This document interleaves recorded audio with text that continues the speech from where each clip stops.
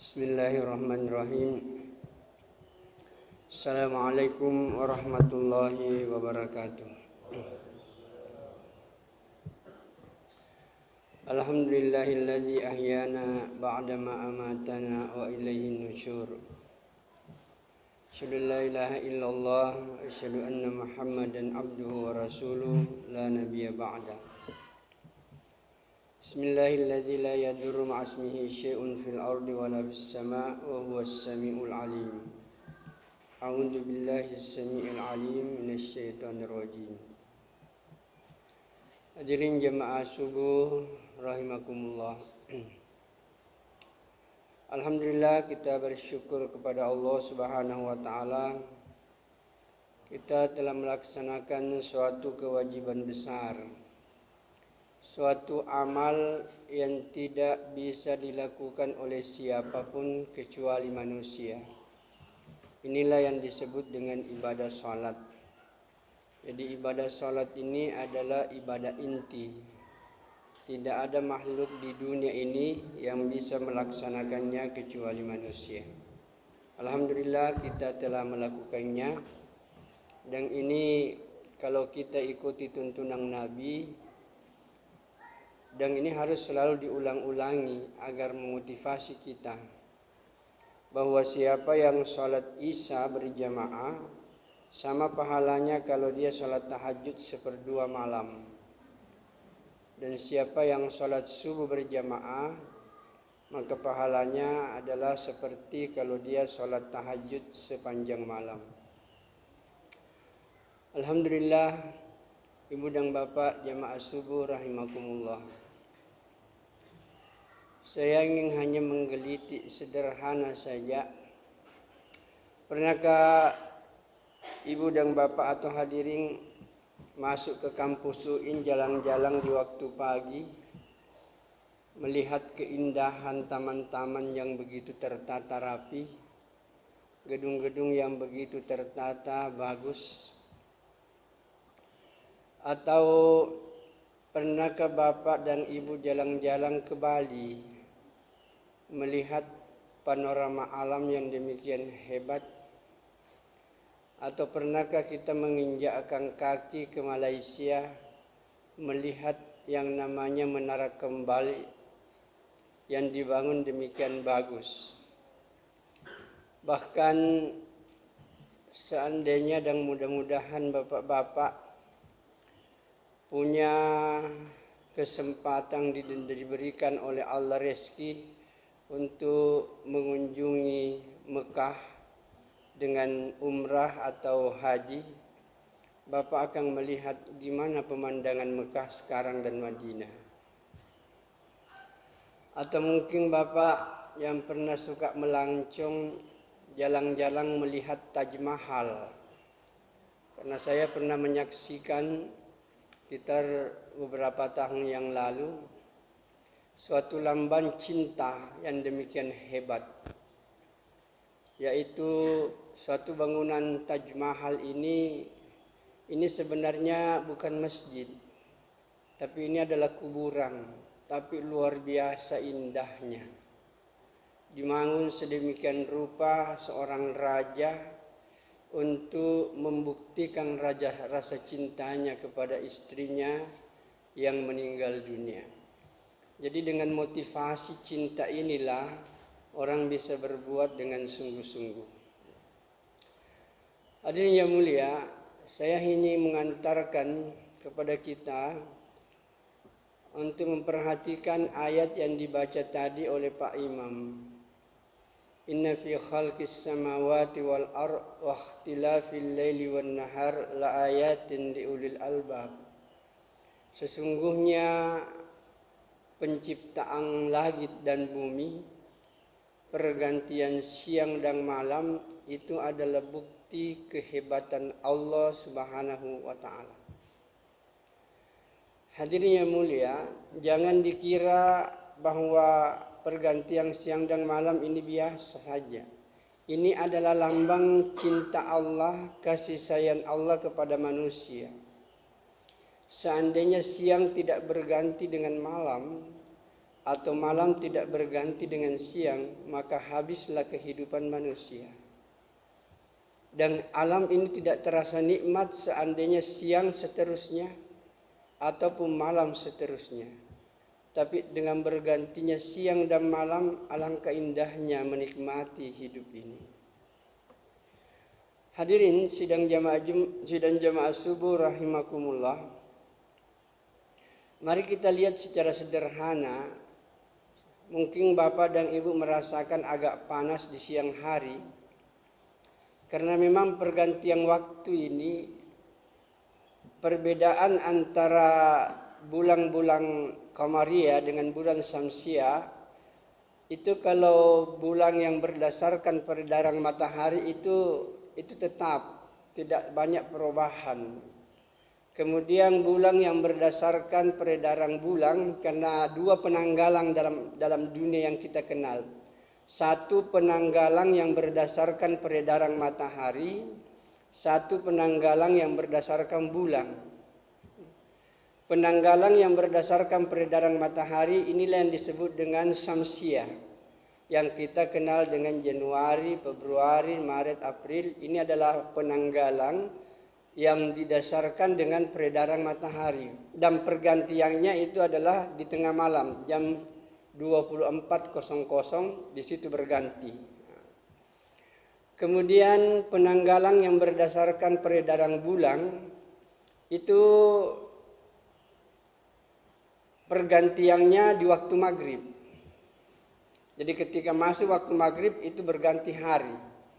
Dan perbedaan antara penanggalan bulan Syamsiah dan Qamaria ini itu ada sekitar 10 sampai 11 hari dalam satu bulan, satu tahun.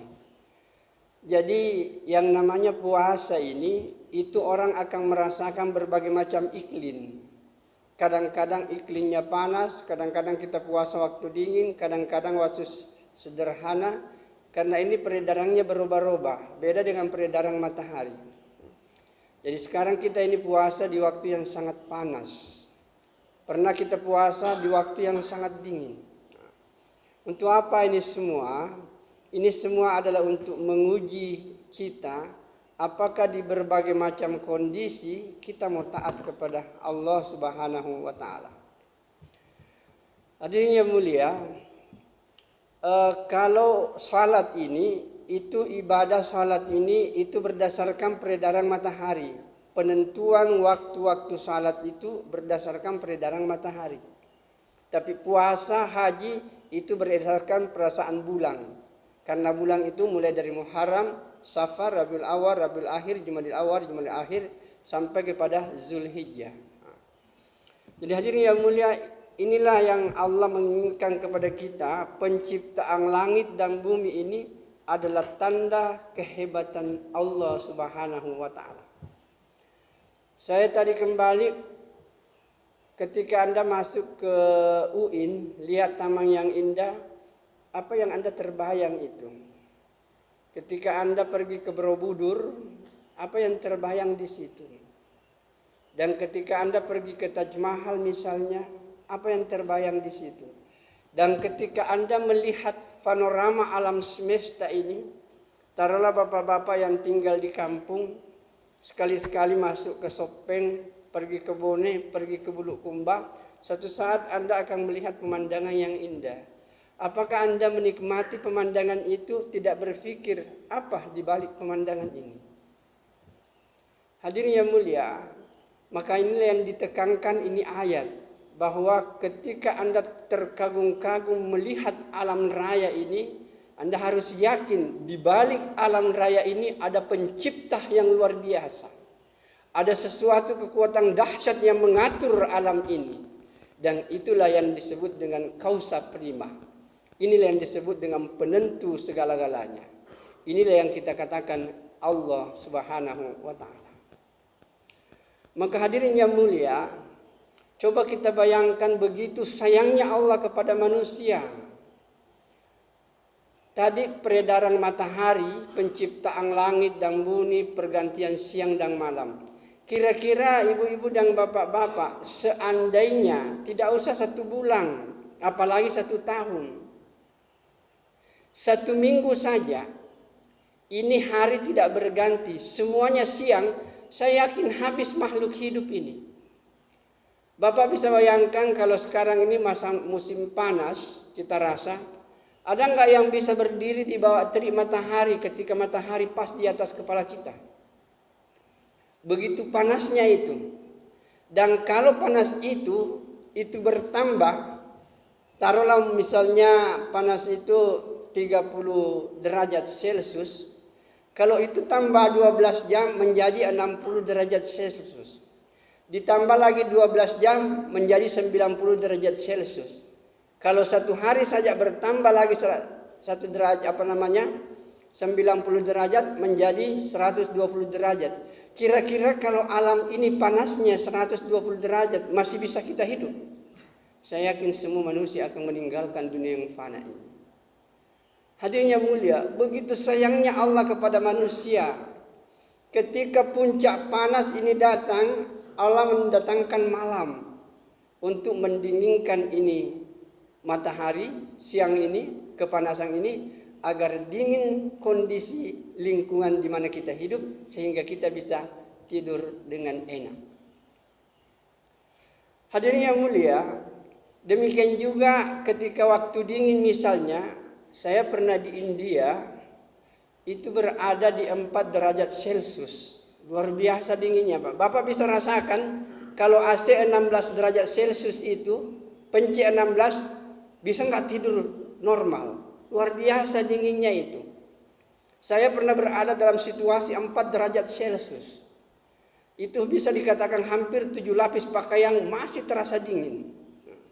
Kira-kira kalau kondisi itu berlangsung, jangankan Pak 1 tahun, 1 bulan, 1 minggu saja, itu Bapak lihat es itu membeku itu adalah 100 derajat Celcius.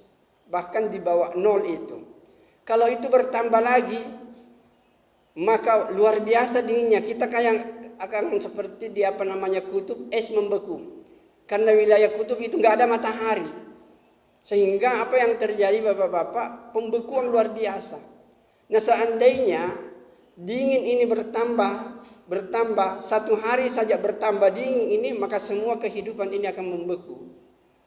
Tapi Allah Subhanahu wa Ta'ala lewat ayat yang dibaca tadi itu mengatakan, aku menggantikan siang dengan malam dan aku menggantikan malam dengan siang, bukan untuk siapa, untuk kebahagiaan manusia itu sendiri. Maka hadirin yang dimuliakan oleh Allah Subhanahu wa Ta'ala, nah pernahkah ibu berpikir ketika nanti matahari terbit ini masih malam, kemana perginya malam? Dan nanti siang ketika matahari datang dan terbenam matahari, datang malam, kemana perginya siang? Apakah tidak pernah menggelitik pemikiran kita? Maka hadirin yang dimuliakan oleh Allah Subhanahu wa Ta'ala, pergantian-pergantian seperti ini adalah bentuk lambang kasih sayang Allah kepada manusia, agar manusia bisa hidup tenang, damai dalam kehidupan ini. Hadirin yang mulia, kemudian maksud saya mengupas ini, saya hanya ingin membuka logika sederhana kita. Untuk apa kita beribadah? Untuk apa Bapak sholat, puasa, zikir? Apakah ibadah ini kita persembahkan kepada Allah? Sebenarnya semua ibadah yang dikerjakan oleh manusia itu bukan untuk Allah. Tolong diingat ini, itu bukan untuk Allah, tetapi untuk diri kita sendiri, untuk kepentingan manusia itu sendiri. Perlu dipahami, semua perintah-perintah Allah itu, semua ketentuan-ketentuan Allah, perintah yang harus dikerjakan, larangan yang harus ditinggalkan, semua itu untuk kebaikan manusia, bukan untuk Allah. Saya kasih contoh sederhana misalnya, ibu salat, bapak salat, itu ada pahalanya. Untuk siapa ini pahala? Untuk Allah atau untuk kita? Untuk kita, bukan untuk Allah. Allah tidak butuh pahala. Satu dunia ini puasa semuanya, satu dunia ini salat semuanya, satu dunia ini tahajud semuanya, Allah tidak sedikit naik derajatnya. Tidak ada lagi orang yang mau sujud, tidak lagi ada orang mau taat kepada Allah. Allah tidak turun derajatnya. Allah agung dengan keagungannya. Allah mulia dengan kemuliaannya, tidak ada hubungannya dengan ibadah manusia. Semua ibadah yang dikerjakan manusia bukan untuk Allah, tetapi untuk kepentingan manusia itu sendiri. Tetapi perlu dipahami, semua ibadah yang dikerjakan adalah bentuk ketaatan kita, penghambaan kita kepada Allah Subhanahu wa taala. Kalau kita memahami ibadah seperti ini, maka kita akan semangat baca Quran, karena kita yakin baca Quran ada pahalanya untuk saya. Kita sempurnakan itu puasa, karena kita yakin puasa ini untuk saya, bukan untuk siapa-siapa. Saya umpamanya mau bersedekah, ada pahalanya bukan untuk siapa-siapa, untuk kita. Maka kalau kita mengerjakan amal ibadah ini, maka itu akan kembali kepada kita semuanya. Ini yang kurang dipahami oleh orang, sehingga dia tidak ada semangat untuk mengamalkan ini agama. Hadirin yang mulia, sebagai penutup mungkin saya ingin menggeliti sederhana saja. Kira-kira ibu-ibu dan bapak-bapak, kalau ada orang pernah masuk kampus, kemudian dia bilang, ini kampus ada sekitar 20 hektar lebih, itu saya akan berikan kepada kamu semuanya. Kira-kira gembira enggak kita? Pasti kita merasa bergembira. Kemudian dia bilang, ini tanah yang demikian luas, aku akan bangun satu istana di tengahnya. Dan setelah selesai itu istana, saya akan berikan kepada kamu semuanya. Kira-kira gembira enggak kita? Luar biasa gembiranya. Jangankan Pak, tanah seluas kampus UIN, hanya 2 kapling saja. Kita ada banyak tanah kapling di sini diberikan orang. Gembiranya kita, belum dibangunkan rumah, apalagi kalau sudah dibangun rumah. Apalagi bapak-bapak bangun satu istana di tengah-tengah kampus yang demikian hebat. Kemudian dia bilang, ini tanah yang 20 hektar saya kasih gratis. Ini pun juga rumah yang demikian indah saya kasih percuma. Cuman satu yang saya minta. Apa yang saya minta? Ini kan tanah di sekitar ini, di sekitar rumah kamu itu masih banyak tanah-tanah yang kosong. Saya hanya minta supaya kau tanam berbagai macam bibit-bibit. Bibitnya sudah ada di belakang rumah. Tinggal kau tanam saja. Dan saya sampaikan, satu saat kalau mangga itu kau tanam, rambutan itu kau tanam, kemudian semua buah-buahan itu kau tanam. Suatu saat nanti kalau dia berbuah, semuanya berbuah ini, maka semua hasilnya saya serahkan kepada kamu dan bukan untuk saya. Kira-kira kita mau kerjakan? Dia kasih kita tanah yang luas, kemudian diberikan satu fasilitas rumah yang indah, hanya disuruh saja untuk menanam pohon-pohon. Hanya saya minta satu saja, kau tanamlah pohon-pohon di sekitar itu, tapi ingat, kalau pohon itu berbuah, semuanya untuk kamu dan bukan untuk saya. Tentu pasti kita mengatakan semangat untuk melakukan itu, karena semuanya untuk kebaikan kita. Pernahkah kita berpikir kepada Allah, begitu hebatnya Allah? Semua yang kita makan Allah kasih. Coba yang pernah bertani menanam sesuatu, lihat itu padi, siapa yang kasih buah? Petani atau tidak? Kalau petani yang menentukan buahnya, maka tidak ada panen yang gagal. Karena semua petani mengatakan pasti mau berhasil. Ketika Bapak melihat pohon pisang dan itu berbuah, buahnya luar biasa indahnya dan enak. Siapa yang kasih buah? Yang tukang kebun atau Allah? Semuanya kita mengatakan Allah lah yang menciptakan. Dan ketika turun hujan dari langit, dan ini baru-baru kita akan menikmati hujan yang luar biasa, bahkan banjir. Pernahkah ibu-ibu dan bapak-bapak berpikir, itu hujan Pak, air dari mana itu? Itu dari awan di atas itu. Bapak lihat air yang terserak di mana-mana, kira-kira kalau dikumpul itu air berapa tong besar beratnya itu Pak? Itu berton-tong, bermiliar-miliar tong itu beratnya. Seandainya air itu Pak yang di awan itu tidak jatuh setetes demi setetes, habis ini kehidupan. Kalau air yang demikian berat itu 100 tong langsung diturunkan begitu saja, biar gedung kayak rektorat itu langsung terrubuh itu. Tapi Allah sayang kepada manusia. Air ini diturunkan setetes demi setetes. Untuk apa? Untuk kebahagiaan manusia. Yang kita makan Allah berikan, yang kita minum Allah kasih. Nah sekarang apa yang Anda mau sebenarnya kepada kita? Allah hanya mengatakan, wahai hambaku, ini perintahku, kerjakan saja. Salat, puasa, haji, zikir, tahajud, ini perintahku, kau kerjakan saja. Sama dengan itu tadi, kau tanam ini pohon-pohon. Tetapi ketika ada pahalanya nanti, puasa, salat, zikir, ada pahalanya, Allah katakan itu bukan untuk saya, itu untuk kamu semuanya. Hadirin yang mulia, jadi sebenarnya kalau kita memahami agama seperti ini, maka tidak ada susah dalam beragama. Karena kita yakin semua yang kita kerjakan adalah untuk kita. Sama tadi, kita dikasih tanah satu kampus, kita dikasih ruangan, hanya dikasih rumah, hanya disuruh tanam saja pohon-pohon. Dan kalau kita tidak tanam, kita rugi.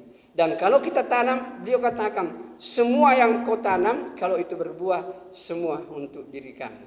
Maka beginilah kita memahami perintah Allah. Semua yang kita kerjakan, baca Quran, zikir, apalagi di dalam bulan Ramadan ini, pahalanya berlipat ganda. Untuk siapa semuanya? Adalah untuk diri kita, bukan untuk Allah. Cuma perlu dipahami bahwa ini adalah lambang ketaatan kita kepada Allah Subhanahu wa taala. Alangkah indahnya hidup ini apabila perintah Allah dikerjakan dan larangan Allah ditinggalkan. Semua manusia pasti akan bahagia, dan inilah tujuan Allah menurunkan Al-Quran, mengutus para nabi untuk menjelaskan petunjuk-petunjuk Allah itu.